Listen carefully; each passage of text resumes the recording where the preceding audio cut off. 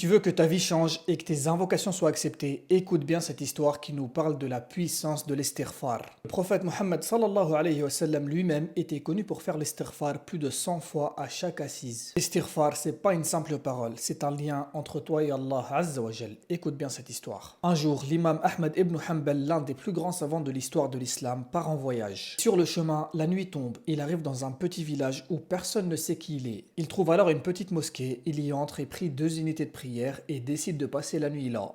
À l'extérieur, il faisait nuit noire, il n'y avait personne dans les rues et il faisait super froid. Et là, le gardien de la mosquée arrive, mais il ne sait pas à qui il a affaire, il ne reconnaît pas l'imam Ahmed ibn Hanbal. Et l'imam lui-même ne lui dit pas qui il est, il ne cherche ni gloire ni privilège parce que c'est l'imam Ahmed ibn Hanbal.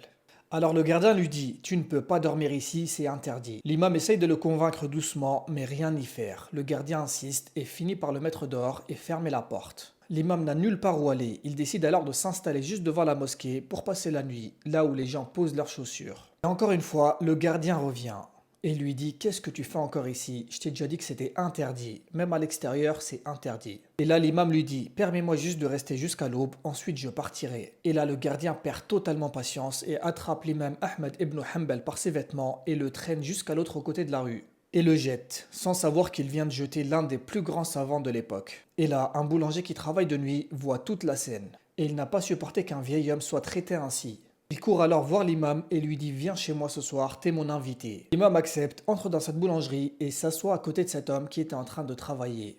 Le boulanger pétrit la pâte avec ses mains et l'imam remarque quelque chose d'étonnant. Chaque mouvement, à chaque geste, le boulanger répétait la même chose. Astaghfirullah, astaghfirullah, astaghfirullah. Encore et encore, et cela a intrigué l'imam qui lui a posé la question.